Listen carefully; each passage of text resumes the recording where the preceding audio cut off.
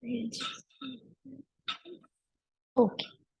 So today's topic of the workshop is Mastering NEP 2020 Strategies for Successful Implementation in the Classroom. So this is the second or third time that we are running this workshop for the teachers who were not able to attend it previously. Um, so this workshop basically, in this workshop, I'll be giving you a brief introduction about what NEP is, why was it introduced, and how it can be, what strategies can be implemented in the classroom for a successful implementation.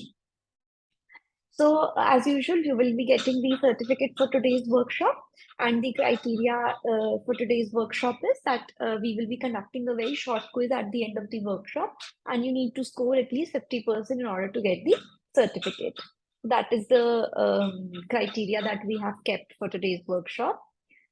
So, I'll just put up a poll that did we need a new policy right now? Like we already had a new policy, we have already were following certain guidelines for education in education. Did we need another new policy? So one person is saying no, and rest of you are saying yes. Everybody is saying yes, yes, yes. Only 1% is saying no. I don't know who that one. 2% are saying no. So if you feel that we did not need a new policy, like what is the reason for that? If you can just write it in the chat box, like why didn't we need a new policy at this particular point of time?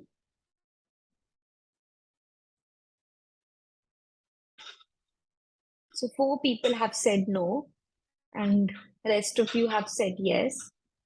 Any of those four people who feel that we did not um, so COM says for the holistic development of the children. So, ma'am, I'm asking those people who said that we did not need a new policy right now. So there are four people who said that we do not need a new policy or we did not need a new policy. So I just wanted to understand, like, why do you think that we did not need a new policy? Like, what made you say no on this?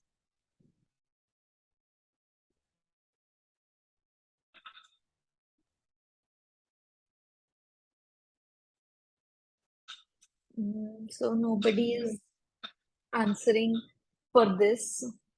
Whoever said no for this, that they did not need a new policy, I just wanted to get to understand their point of view. But since nobody replied on the chat box, they might have said it by mistake. Might be, might be. So, okay, so majority of you said that we needed a new policy, right? So, why did we need a new policy? As Seema ma'am also said, for holistic development of the children, which is very correct. So, Nelson Mandela once said that destroying a nation does not require the use of atomic bombs or the use of long range missiles. It only requires lowering the quality of education and allowing cheating in the examination by the students, which I feel is a very, very apt quote or very, very apt statement, which is applicable throughout the world, not just in India, throughout the world, that if we lower the quality of the education or we allow cheating in the examination, so basically we are just ruining our own future, because the children are the future of any country, and if we are lowering the quality of education, then we are ruining our own future. So we need to grow and develop. The schools need to, or the children need to grow and develop with the same pace as the world is also growing, right? So this is a very, very apt quote, which I like felt is like perfectly applicable in current scenario or in this particular for this particular workshop in this particular topic. So initially, the last NEP policy, which was National Policy on Education (NPE), which was there, so that came in 1986, and now it is 2023. So this policy came in 2020. So it was high time that it was almost 3 decades or more than 3 decades that we needed a new structure for the educational system. So initially, when that policy came, so at that particular point of time, the focus of the government was that education should be widely available to everybody. At that particular time, if you think about 1986, at that particular time, they just wanted everybody to study. They wanted availability of education in each and every corner of the country.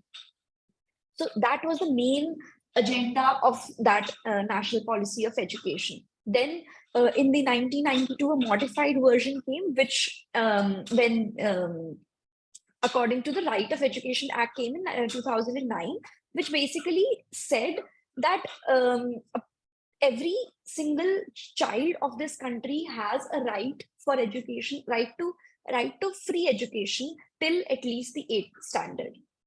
So that at that particular moment, the thinking of the government was to get everybody access to the educational system. Everybody should be able to go to the schools should be available in each and every section, and it should be easy for them to send their children to the school.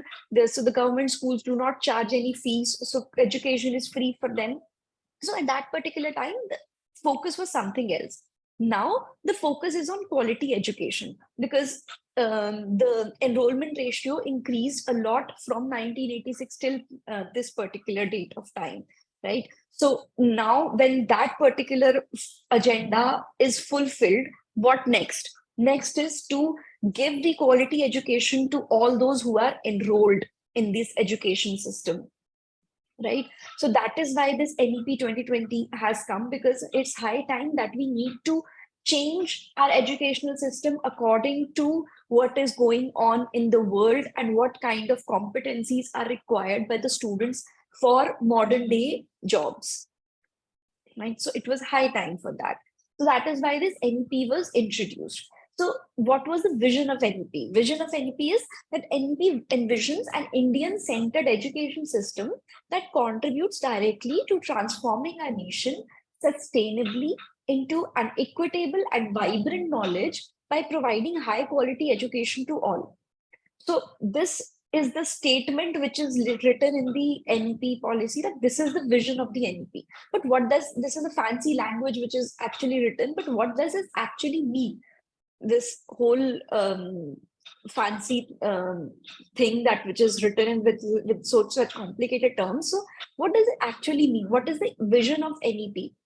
So before moving on to the vision of NEP, we need to understand what is the aim of school education. Why do we want the students to be educated, or why do we send the students to school? Why do we send the children to school? So the main aim of the school education is to bring the desirable changes in the behavior of the child, right? So everybody, if we think as parents, so parents send their children to the school in the at the age of 3, so that they get to interact with more people, they get to learn, they get some behavioral changes come in their child. So when the child is interacting with children or his peers, his or her peers, so their growth of their brain and the growth of their children, overall growth happens. So the desirable changes are different for children of different ages, but they want those desirable changes. They want those changes, and that is why they send their children to the school to foster holistic, all-rounded development of the child's personality. So the main aim of school education is not just that the student should learn whatever is in the syllabus. The aim is that they should become an all-rounder, not all-rounder in the sense that they should excel in studies, they should excel in sports, they should excel in everything. But the development should be all-rounded, as in they should be encouraged to grow in all particular directions, not just in studies, they should get the environment, or they should get the encouragement to grow in all the directions. So it should not be just that the student is just learning the subjects, or it should not be just that the students is just going into sports. So it should be an all-rounded development of the child's personality. The personality of the children is getting developed. So the schooled students, or the homeschooled children who do not go to schools, whereas the students who go to school, there is a lot of difference in the personality of both the kids. Why? Because the person who is going to the school, he is interacting with the peers, he's interacting with the teachers, he's interacting with the principal. So he's getting to know at each and every day he's learning something. How to interact with the teachers, how to interact with the seniors, how to interact with the juniors, how to interact with the principal, what tone you should use with the peers, what tone you should use with the principals, what tone you should use with the teachers. So every day he's learning something new. So every single change um, is an incremental change in his personality, right? And to develop healthy or attitude and good values. So we why is the school the timings of the school is fixed, like it's 7 to 1 or 8 to 2? Why is the school timings fixed? Or why do we have uniforms in the school? To inculcate a habit of discipline in them. So for the 13-15 years that are going to the schools, so that habit gets inculcated within them to be dressed properly. Why do we punish those children who are not dressed properly? To inculcate those habits of discipline, or to present themselves well, or speak properly. So want to inculcate all those good habits in the students as well. So those are the main aims of school education, and not just to get the student study. So it is a holistic development of the child, in which studies also comes, personality development also comes, these behavioral changes comes. So all these are the aims of the school education. And they obviously vary with the age of the student. We expect something from a student of first class, and we expect something from a student of 10th class. So the expectations are varying, but overall, if we look at the bigger picture, the aims are these itself. So to simplify the vision of NEP, so vision of NEP is to build an education system which is rooted in Indian ethos, which is rooted in Indian values. So that is why this multilingualism is also getting promoted in NEP, so that because the students might have the parents might not be able to speak in English, or might not be comfortable in speaking Hindi. So mother tongue is getting promoted for education, or for classroom interaction and teaching till 8th class, so that they understand the things better. So any language should not be just forced on them.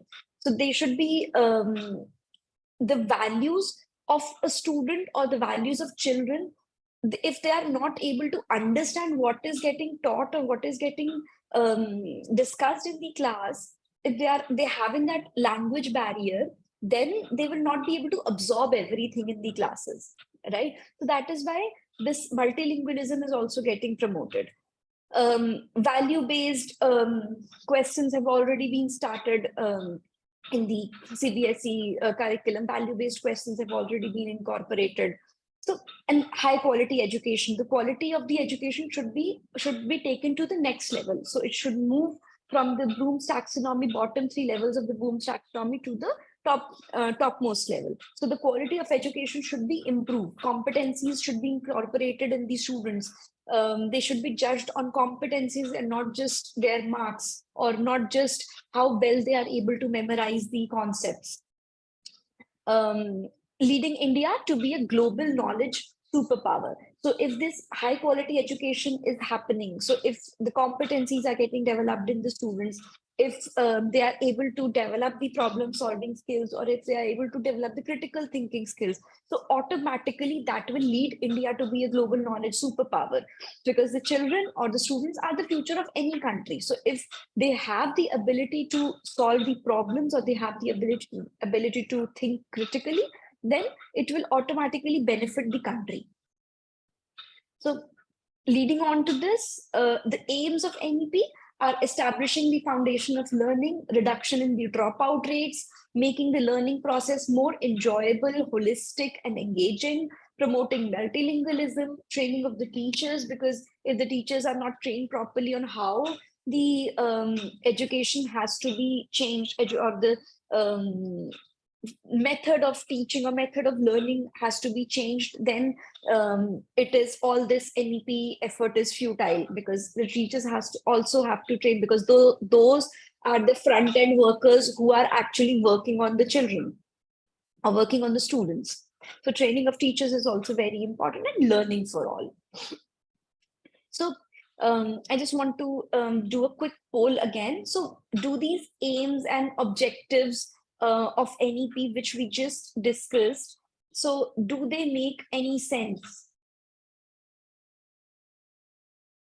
So these are the aims of NEP. So do they make sense to you, or do you feel that something else could have been included, or any comments from your side if you feel that that something has not been incorporated in this policy? I think everybody is saying yes, absolutely. Everybody is saying yes. So like all of you agree that these aims of NEP are very well formed, very much, it was much need of the hour, and it was high time that we made these changes in our educational system. So I'll just end this poll now. Thank you. Yeah. And which one of these aims do you think is most significant to you? So if I open these aims again, so which one of these do you think is the most significant?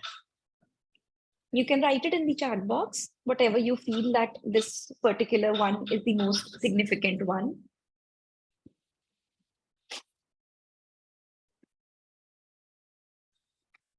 Making the learning process enjoyable, holistic, and engaging, right? Everybody is saying 3-3-3, training of teachers, making a 3-3-3, learning for all, making it. So majority is inclined towards 3-3-3, training of teachers, learning for all. Yes, all, learning for all. I absolutely agree with each and every person who is replying here, whether it is 3 or whether it is 4 or whether it is 1, whether it is 5 or whatever. So according to me, there is no one aim of NEP which is like the most important, because I think all of these are interconnected with each other. Because if we establish the proper foundation of learning, if we make the whole process enjoyable, automatically it will reduce, it will lead to reduction in the dropout rates. Or if we train the teachers properly, automatically it will influence this third point, which is making the learning process in more enjoyable, holistic, and engaging. If we promote multilingualism, then the students would be able to grasp the things better. The teachers would be able to make things more holistic and engaging for the students who are not able to understand Hindi, or they are not able to understand English. So everything or every aim is, I think, interconnected with each other, and everything leads towards one single aim, which is kind of providing quality education so that in the future of this country is capable for these future jobs. So I think all of these different aims are leading towards that single quality education, and so that the students are capable enough to for the future. So I think I have already given you the introduction of NEP, like why it was introduced, why what was the need of NEP, and what are the aims of NEP. So along with those that introduction, a lot of question arises, like how will the new curriculum structure look like, or will it impact the classroom teaching, or will it impact the syllabus that we are teaching, or will the assessments also change? So if there are some people who attended the last workshop with us, which was focused on competency based education, So I think you would have a little bit idea, or you would have got the idea around like what is the curriculum structure, what are the competencies that the government is talking about, or what is the changes in the syllabus, or what is the changes in the assessment which needs to be done, or what little changes which needs to be done, or how the lesson plans can be improved. For those who did not join the last workshop, which was based on competency based education, I will share a link of that competency BE website with you, and there you can access or explore all the PDFs which are given there. So, and then you can get an idea about what are the competencies that the government is looking for, how is the assessment going to change, or example questions, what kind of questions you need to ask. So I'll share that link with you soon in the chat box itself.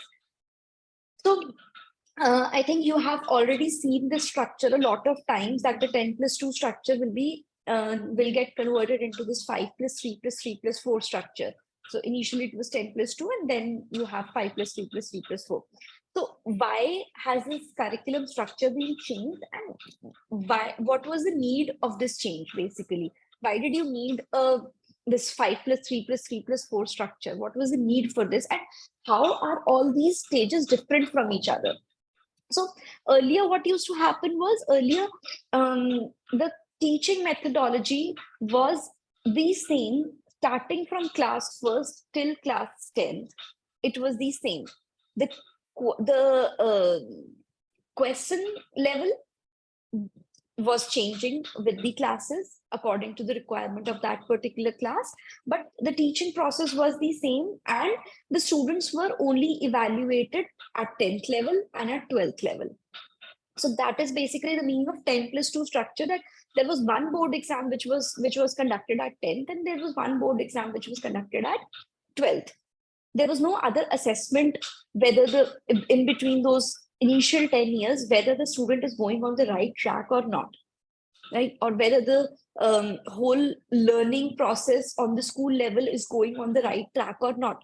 So that is why that 10+2 structure has been divided into this 5+3+3+4 structure, which is initial 5 years is foundational, in which they have also included the preschool classes, then the preparatory classes, which is classes 3 to 5, then there's middle, which is 6 to 8, and there's secondary, which is 9 to 12.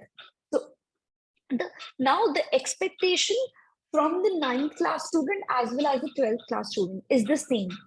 So the critical level, the thinking level or critical thinking level, which is expected from the student of class 9th or class 10th, is the same as the critical thinking level, which is expected from the student of class 11th and 12th.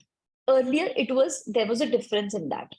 Now it is exactly the same. What kind of expectations are being done from, are the expectations from the student of 9th class, are the expectations from the students of the 12th class. And both of these, for all these 4 years, the teaching methodology has to be same, and the teaching methodology has to focus on enhancing the problem solving and enhancing the critical thinking skills of the students, or to enhance the competency where they are able to interpret and analyze the data and um, come up with new ideas. So that is the main focus from 9 to class 12. So in the foundation classes, when the student is in preschool or in the classes 1 to 2, then the play-based or toy-based or activity-based learning will only happen. It's very flexible curriculum is there. So the CBSE has also a few months back, I think in November or November only, they came up with the national NCF for these foundational stages. So in that they have incorporated how they can, how the play-based or activity-based learning can be incorporated in the foundational stages of the children. Then in the preparatory classes also, it is activity-based and interactive classroom. So the teaching would be more on activity-based, from toy-based to activity-based. So in foundation classes, just kidding. So in foundation classes, the focus is on toy-based learning, so that the student gets to understand the things, or they are able to have fun in the classes. So focuses on good behavior, courtesy, ethics, public and personal hygiene, teamwork, cooperation. So these are the focuses in the foundational stage.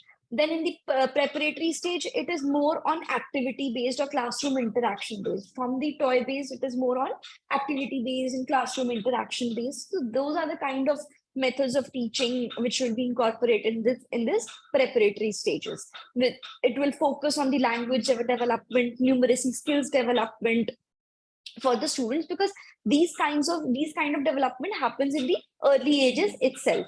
So if those kind of developments are not just done via a copy and pen, where he's just asked to count 1 plus 1, or he's asked to write the counting 1 2 3 to 1 to 10, instead of that, and making it more holistic, using the classroom interactions, using some kinds of activities, so that they are able to grasp that concept better, and for the which is beneficial for their long-term learning as well. Then the focus in middle stages, which is 6 to 8, it is focus on critical thinking. Method of teaching would be experiential learning, along with the, so there are some things which cannot be done using experiential learning process. So the mixture, or it's a kind of a delicate balance which needs to be maintained within experiential learning and the classroom teaching, which is like a teaching from the PPT or teaching in the class or whatever method that you are incorporating right now. So it is kind of a fine balance. So you need to, but experiential learning needs to be incorporated in this teaching methodology, so that the students are able to connect with whatever is getting taught. They are able to connect with that, and they are able to understand that, and then hence it will enable their long-term learning, right? So that is why experiential learning comes into play.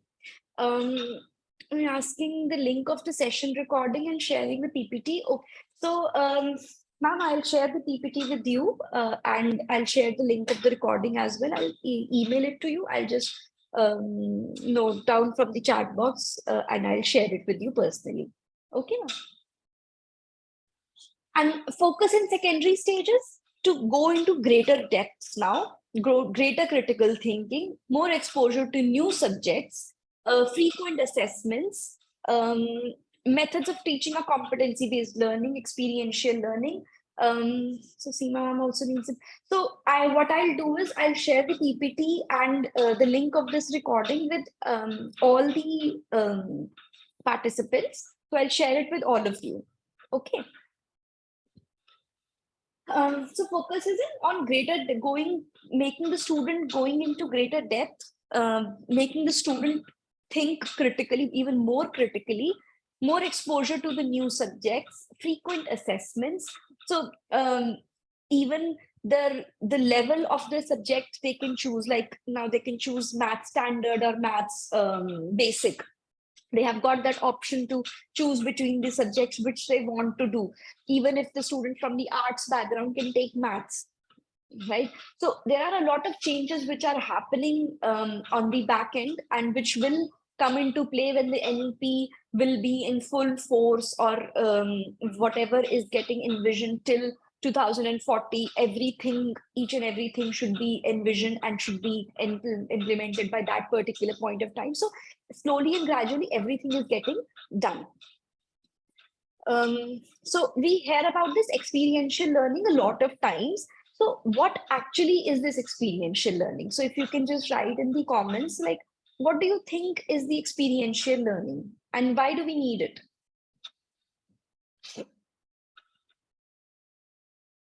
Learning by doing, exactly. You are, the students are learning by either visualizing, not visualizing, by seeing what the activity the teacher is performing, hands-on learning. They are able to do it by themselves. They are able to relate to that particular concept with the real world, and learning by experience, hands-on learning, learning while doing and experiencing, learning through mistakes, anything that you can experience, hands-on learning by activity, exactly. So all these things are part of the experiential learning, where they are able to experience this learning process in the literal sense. They are able to experience this learning process. So for example, if I will not take a very fancy example of just of any activity which they need to do. I'll just take a very basic example, um, which like debate or role playing,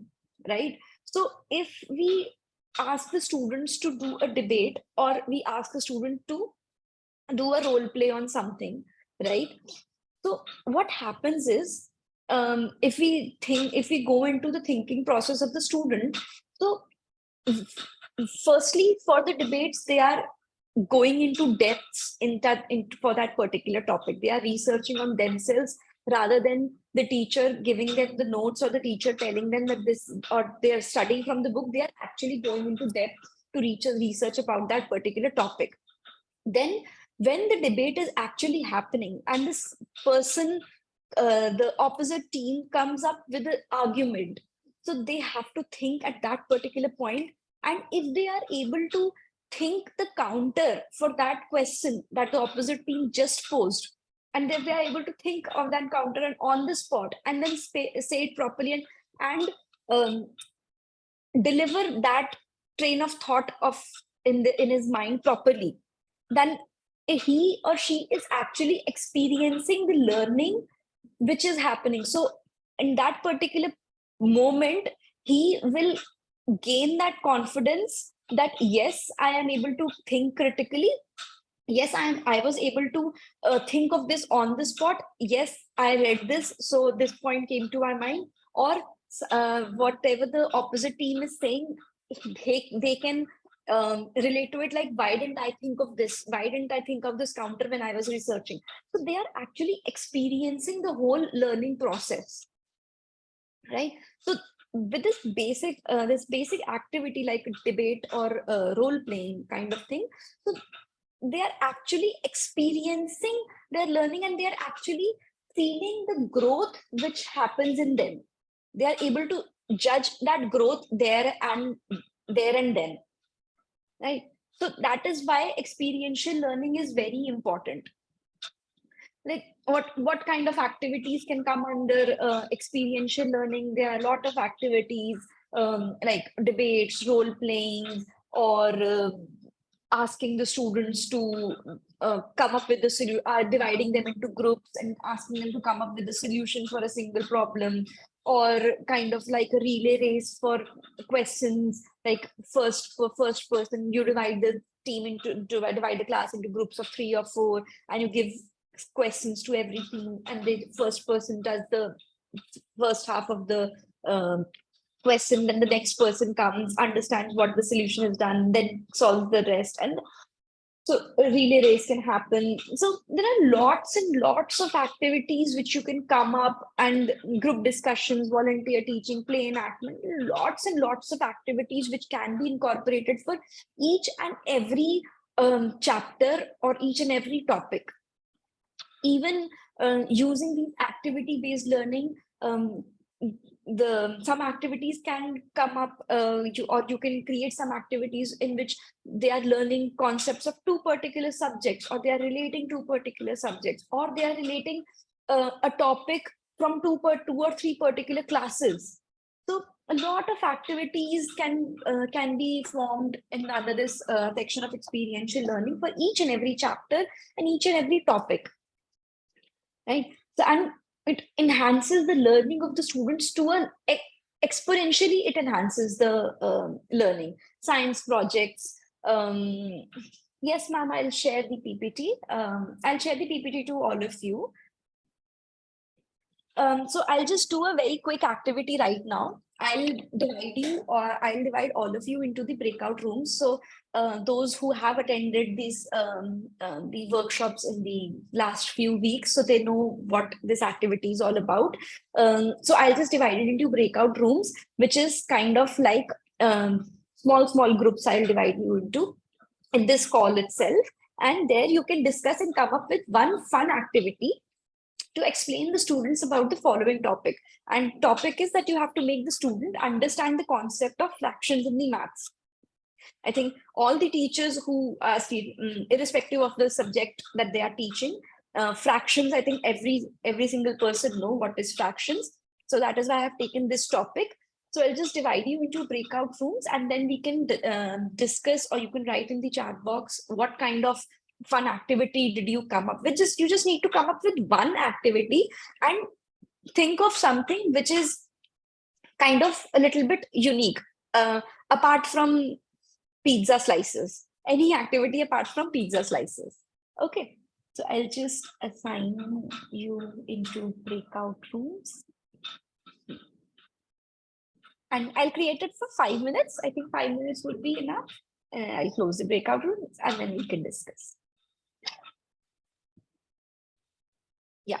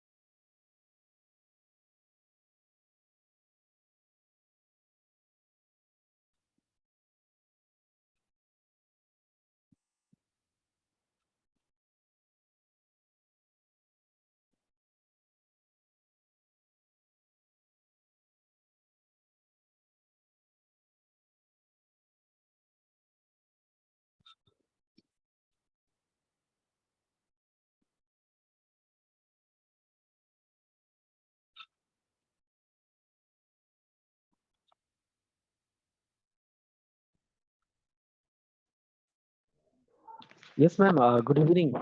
Hello, sir. Good evening. Yes, ma'am. Actually, I was out, Oh, out of the meeting due to the network problem. Okay, okay. so but I have got the invitation to join the room. But Yes, could you sir. please help me that what we have to do here?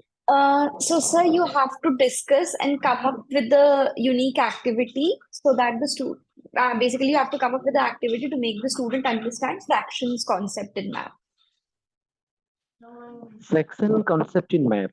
Okay, Yes, ma'am. This is the topic, I think. yes, sir. So you have to Okay, fine. discuss amongst yourselves and then come up with the activity.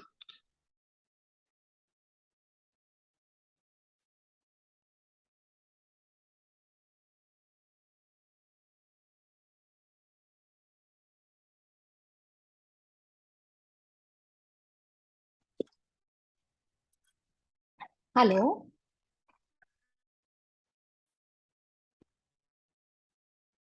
Did anyone ask for help in this particular room? Can we go to this? Um,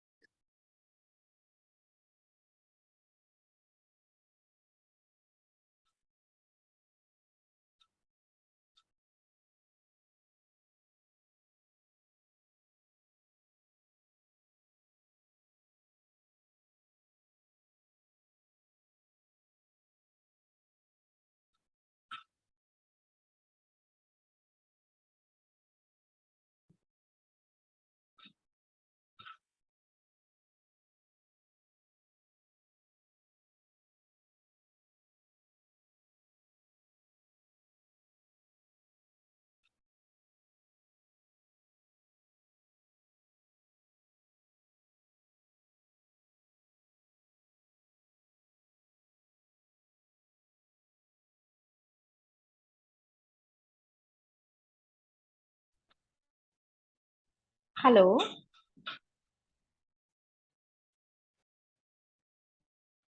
Hello, Yes, sir. You asked for help. ma'am. I am seeing that here there is no participants except you, me, and there is a one more participants in this meeting. Um, Sir, So this the meeting will be as in room number 14 or in another. Uh, I will shift you to another room where there is some discussion happening. Okay, sir. for what purpose, ma'am? So sir, I divided into breakout rooms so that you can discuss and come up with a fun activity on making the student understand the concept of fractions. Okay. I'm just getting. Okay, ma'am. Okay, sir. I'll Thank you. just transfer you to some other room where the discussions would be happening. Okay, ma'am. Okay, sir. That it will be okay. It will be okay, ma'am. Oh, Okay. okay, sir. Thank you, ma'am.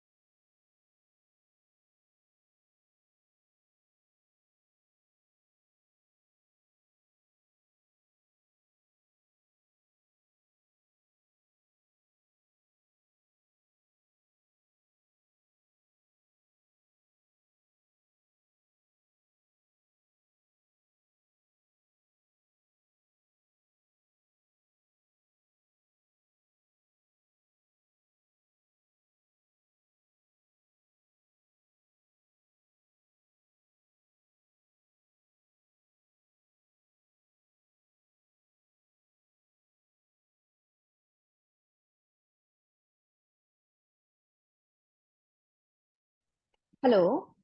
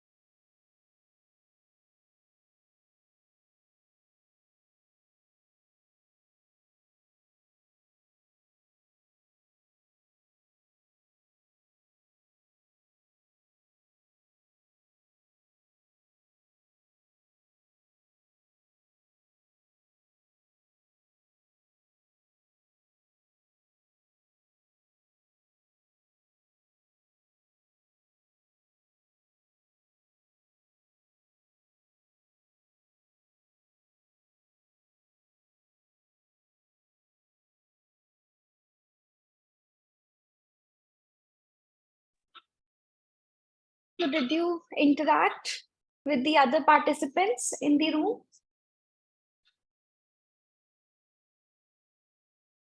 Seema ma'am says my team is ready. Miss Pooja will lead. Okay, ma'am. I'll just give the mute permission, unmute permission. Okay, now you can unmute yourself and then you can speak. Yes, Good Pooja. evening to everyone. Good evening, In our ma'am. class, we have discussed with Seema ma'am. She has suggested one idea that in one room, suppose if Oh, sorry. Sorry, Pooja ma'am. I by mistake muted you. I was muting some other person.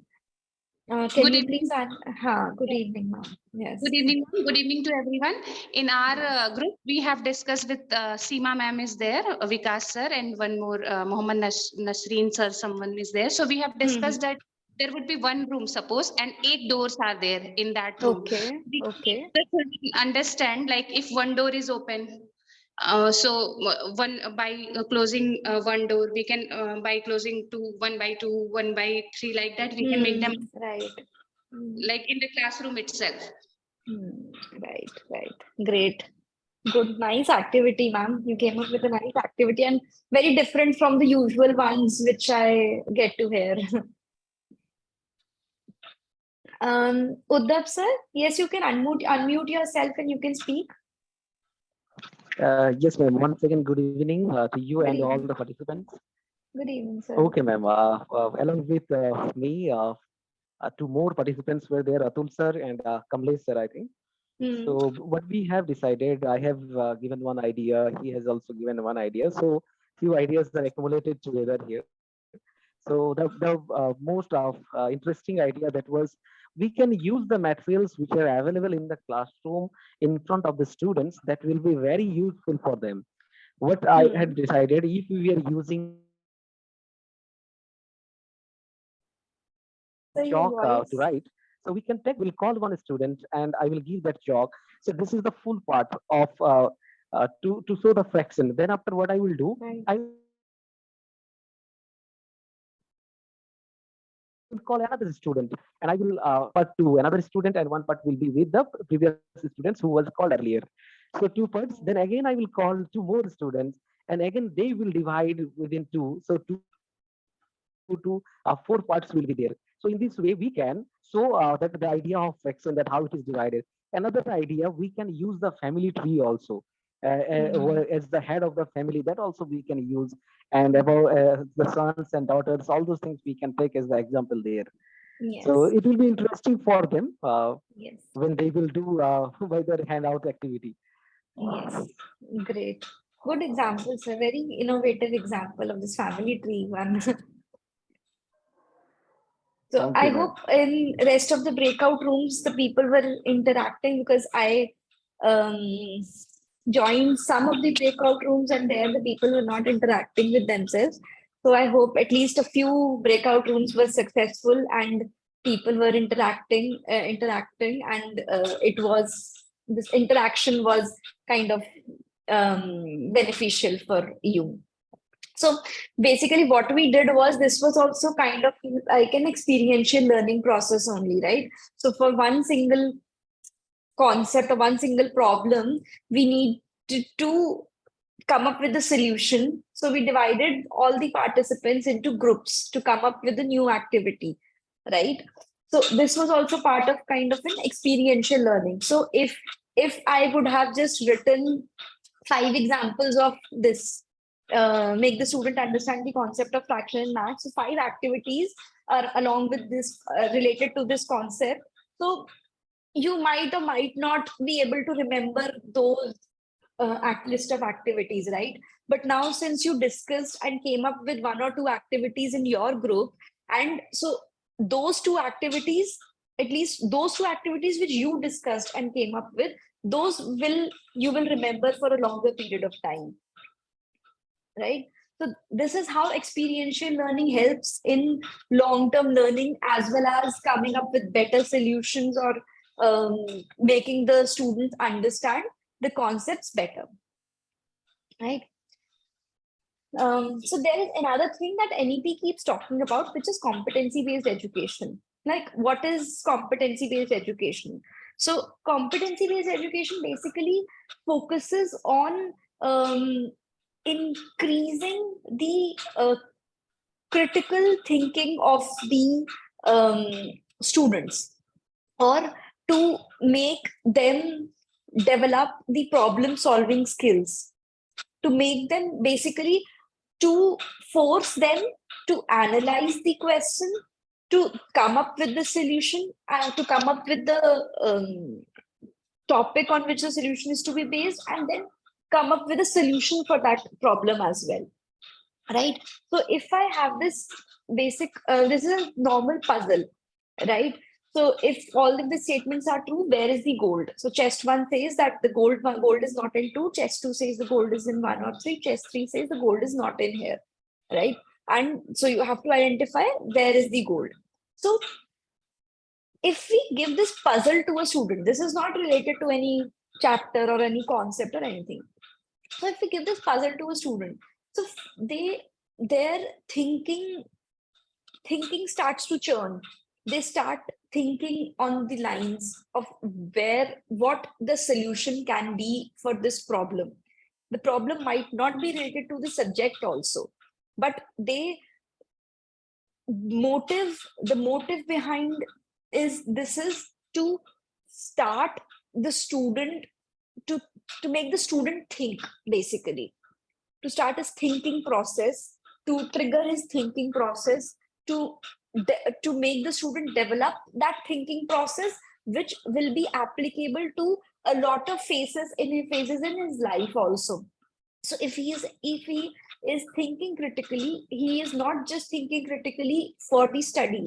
He's thinking critically for the personal decisions also that he wants to take. He's thinking critically in the future also, when he wants to take commerce, arts, or non-medical or medical. He's thinking critically when he wants to take for future. He wants to do engineering, or he wants to be a doctor, or he wants to do fashion designing, or what. So they will. So we are making them to why we are making them to develop the critical thinking skills, because we need them to have these decision making skills, basically. So and if they develop the critical thinking, so they are able to take better decisions, and those decisions are applicable in studies also, in education also, and in their personal life also. If we grow the students to be a better decision makers, or better decision takers, then it will automatically reflect their decisions, or reflect their decisions on in their life, and which will eventually lead them to grow properly in their life. So this is what is the purpose of competency based thinking, is to um, start the student to basically that ignition, that we start the car, so that ignition is required, so that they start to think, they develop the thinking ability while solving the problems. So even if we have this question, for example, that Rajesh is cooking a meal for some friends, this will involve this particular activity for these many time minutes, this activity for this minute, this activity for this minute, this activity for this minute, and so on and so forth. So this is a very basic question of subtraction, right? So this question could have easily be framed like, what is 7 minus 10 minus 30 minus and just saying 7 minus 10 minus 30 minus whatever, right? Rather than framing that question in that direct manner, where he knows what he wants to do, he is that thing is served on his plate, that I want to do 7 minus 2 minus 3 minus 4, right? Rather than that, if we frame the question in this manner, which is kind of a real-time application of that concept only, of subtraction concept only. So first, they will go through the question. Second, they will understand what is they will have to think that what concept is required in solving this question. When they will get to that thinking that, okay, subtraction is required to solve this question, then they can directly do the answer, right?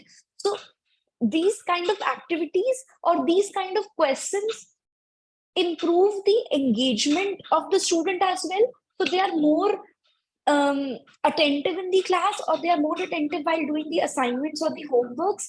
They enjoy, basically. So rather than just giving a list of 10 questions of subtraction, if everything is in the form of a puzzle, or not 10 questions, even if 5 of the questions are in form of the puzzles, or in form of the word problems, which are like which is kind of real world application, so that will inculcate this habit of thinking in them, and it will be very helpful in their future. That is the main aim of competency based education. So when we are on this topic of competency based education, I'll just quickly share that link also, which I was talking about. So we were not in the last workshop, they can just go through this link, and they can explore the PDFs which are given here by the CBSE.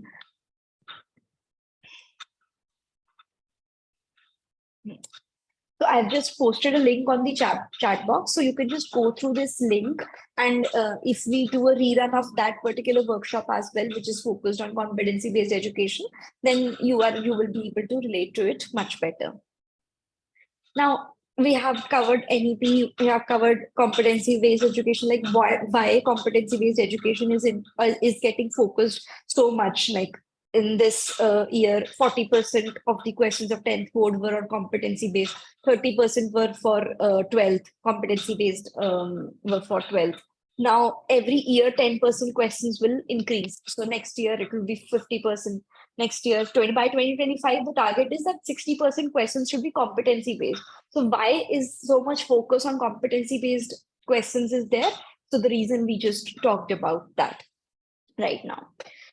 Now, what about assessments? Like how the assessments are going to change? So assessments may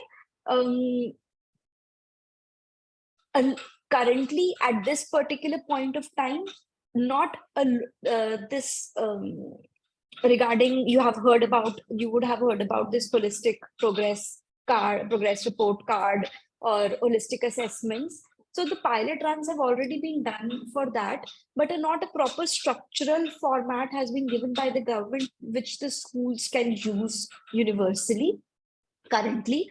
But there are a lot of assessment techniques or a lot of assessment guidelines which they have already given, which you can, I think you can see that PDF in the link that I shared. There is an assessment framework document, and that you can go to that document and see what kind of assessment, competency-based assessment is the CBSE talking about, what kind of competencies needs to be assessed, or what kind of and how much percentage of questions should be of what kind of format, or how much percentage of questions should be of what kind of format, in which class what kind of format of questions needs to be asked. So a lot of detailed document has been given, but not on the holistic progress report card.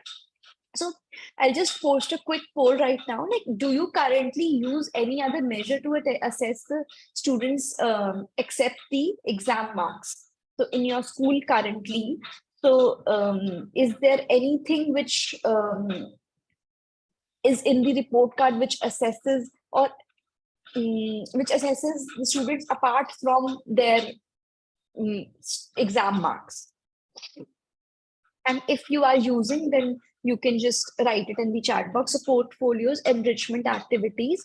So ma'am, in the enrichment activities, what kind of assessment is being done?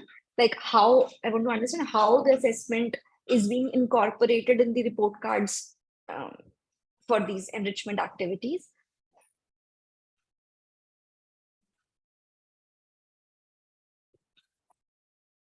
A lot of people have answered, yes, we do assess the students on other parameters. I just want to understand how you assess those other parameters. 5 to 10 marks have been like fixed for these kind of activities in every subject. Is it like that? Notebook. Use rubrics file for each activity. Give projects, portfolio, homeworks, multiple assessments, subject enrichments, listing, etc. Scholastic and activity-based assessments. Okay, classroom observation, scholastic, integrated projects. So a lot of strategies you people are implementing in your schools, which is a very good thing also, that these strategies have already been incorporated as a part of the assessment, so that when the proper guidelines come for creating a holistic progress report card, so a lot of change in 1 second does not come for the schools. So it's good thing that you are already prepared for those kinds of assessments. So these kind of assessments basically helps the holistic or all-rounder development of the student, right? So basically, we are not just assessing them on their exam marks, we are assessing them on all those activities that you have just listed in the chat box. There are a lot of activities which the teachers and the principals have just listed. So we are not just evaluating them on the exam, we are evaluating them on a lot of other things. So a student might be good in public speaking, and his that particular assessment or that particular skill that he has developed for public speaking, that might not be getting assessed in the classroom tests, right? So there should be ways to incorporate the assessments of such skills in the report cards or in the total assessment. There should be such provisions to get the students assessed on the other activities as well. So there should be some kind of marks associated, or some kind of marks specific or specified for kind of these activity-based learnings, or these all these things that you have just mentioned in the chat box. A lot of things: portfolio, subject enrichment class test, PPT, quiz, extempore, debates. So it's a very good progress which is already happening in the schools, that they've already started incorporating these skills of the students in the assessments. So another thing which has not been, I think, implemented yet is like that formative assessment or the competency-based assessment, which is more on the lines of kind of personalized learning for the students, in which we have to identify those students who are lagging in this particular concept, or they are excelling in this particular concept. So we are not able to identify that on a topic based level. We obviously know that these are the low performing students in the class and these are the high performing students in the class, but there might be some high performing students who might be lagging in some topics, or some previous class topic is not clear to them, or some low performing students who might grasp some chapter very easily, right? So that personalized learning or that personalized assessment is still missing, which needs to be incorporated. And how that is to be done, that personalized assessment, how that is to be done, that will come with the new guidelines which will come with the from the CBSE side, like how that personalized learning is to be implemented. So a lot of technological advancements which are happening, a lot of digital literacy needs to be promoted, a lot of technological integration which needs to be done in the classes or in the schools. So in order to encourage that personalized learning thing in the schools, so a lot of things has to be incorporated in the classes. So ma'am, I'll just share, the PPT is about to end. I'll share this quiz link after that, and then you can attend the quiz, and after that you will get the certificates within 24 hours. So if we talk about the assessments, if you could just suggest me some social skills which a student needs to have in a middle school when he's in 6th to 8th kind of class. What kind of social skills do the students need to have? And also, what kind of methods can be used to assess those social skills of those students? You can just write it in the chat box. Nukkad Natak, yes. Reading, speaking, public speaking, yes. What else?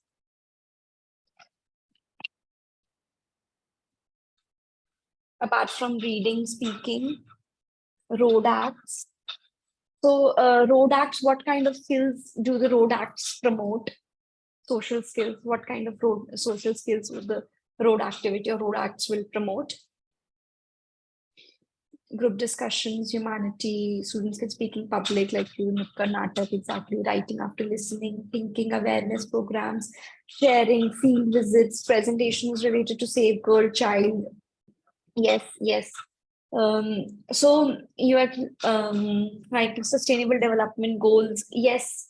So a lot of activities are getting done in schools which are promoting the social skills, but what are the social skills which the students need to have? Like responsibility over electricity, yes. exactly, responsibility. So, first of all, I think respect is a very important social skill which the students should have. Um, if we empathy, yes, sharing, empathy, respect, um, obviously that how to speak in public, what tone to use with um, which designation of the person, so like with the peers, how to speak to peers, how to speak to teachers, how to speak to principals, gratitude. Yes, so a lot of social skills which the student needs to have in the middle school. Responsibility. So, so methods which we can use to assess those social skills of the students are a lot of activities. You already mentioned a lot of activities in the chat box, which actually kind of develop these kind of social skills in the students. Nukkad Natak, awareness about social evils, visit to old age homes, orphanage homes, drama sharing, field activities, respecting elders, social awareness, humanity. So a lot of activities you are sharing, art integration, assigned in classroom jobs, commitment, charity, theme based annual functions. So a lot of activities which can be done to incorporated to integrate the social skills in the students. And those activities, um, the students needs to be assessed on those activities as well. Not just assessment in terms of marks, but assessment in terms of kind of a on a personal level, like only those students should not be encouraged who are good in public speaking. Only those should be given a chance for Nukkad Natak, for example, right? So assessment on a personal level, by that I mean that for each and every student, some kind of um, feedback should be given, and every student should be promoted to do those kind of activities from where you feel that they are lagging in that. So those activities also needs to be personalized, and so assessment needs to be personalized. That activity, it should not be that it's like the person who is performing in Natak, only those should not be given every time. The person you feel is not very comfortable in the public speaking, those should be given the chance to do or to perform the Nukkad Natak, should be encouraged, so that every student gets a chance to enhance their skills, right? So that assessment needs to be done at the personal level as well, right? And the revamped report cards we already talked about, like a 360-degree multidimensional report card for all students is proposed, which will be containing of peer-based learning, peer-based assessment, or the assessment by the teachers, assessment by the parents, and the parents and the teachers, or the parents and the schools will always be interlinked, as in they will be interacting with each other, and the assessment has to be kind of a feedback system, where the feedback is coming from the parents or where the feedback is coming from the student itself. Self-learning also needs to be assessed. So where the feedback is coming, so depending upon that feedback, the further process needs to be altered based upon that kind of feedback, right? So that 360-degree report card for all the students is to be proposed in the next few months. I think that is one structure that we can expect within the next few months. Use of AI-based technologies which can provide the insight of the students, their strength, areas of interest, areas that need improvement. So government also doesn't want every burden should fall on the shoulders of the teachers or should fall on the shoulders of the school. So that is why they are encouraging the use of technology or in the schools or by the teachers, so that the workload, the end result is the same without increasing the workload of the teachers. So using the technology, half of the load is getting reduced, right? So that particular time can be focused on developing better lesson plans or thinking of more activities which can be done in the class, or working upon the weak students or identifying more material for the well scoring students. So that time can be utilized for those particular things. So if you have gone through the homework app, so one such example is this. So if I talk about this AI-based technology, you can provide insights for the students. So you can see in this particular screenshot that the teachers can see that this particular student is doing this in 117 minutes. Ma'am, I'll just finish in 2 minutes, hardly 2-3 minutes I will take more, and then I will be done with this session. Okay. So 117 minutes the student has done, while the student has done this particular activity in or this particular homework in 13 minutes. So you get to know the distribution of the students like at time level. Like you do not have just the homeworks that this has scored 10 marks and this student has scored 5 marks. You have the assessment at the time level also. Like Akshit might have done scored 10 marks, but he did it in 117 minutes. So he needs to do more practice so that the time is reduced for him. Like Gaurav has scored 7 marks and he did it in 13 minutes. So we can cater to his problem, whatever the 3 questions where he was lagging. So you can cater to that particular topics for Gaurav, right? Similarly, you can get to know in how much is, for example, if you give the competency boosters, so you get to know in how many attempts also, you get to know how many attempts in which the student completed the correct answer or got to the correct answer. So this is like one example in which technology is helping in understanding where understanding the feedback, where the feedback is required. Okay. And board exams, as you know, are not going anywhere. Some changes are proposed in the board exams, like reappearing in the board exams, selection of the maths advanced, maths basics. So a lot of changes are proposed also in the future, like maybe semester exams, a semester system is also in talks. So you don't know when things are going to change, but board exams are not going anywhere. Board exams will be there. Whatever changes will be happening will be informed by the government in due time. A greater choice of subjects, testing of core competencies based on best of 2 attempts, semester, possibly semester system, option to choose the subject level, MCQs and descriptive types. Tougher assessments are also being done at the school level, for which the pilot has already been done for the grade 3, 5, 8. And rather than just 10th and 12th, you have assessments at multiple levels. So the school can assess themselves also that whether the learning at the school is happening at the correct path or not.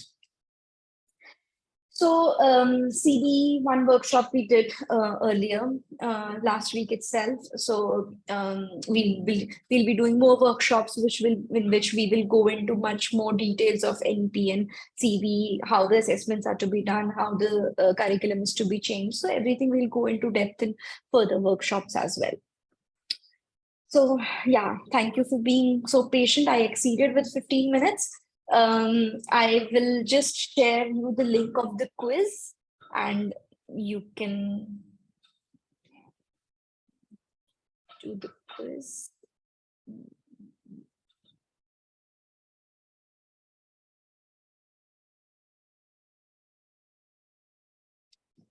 Yes, so I've shared you the link of the quiz in the chat box. So you can quickly attempt that quiz and then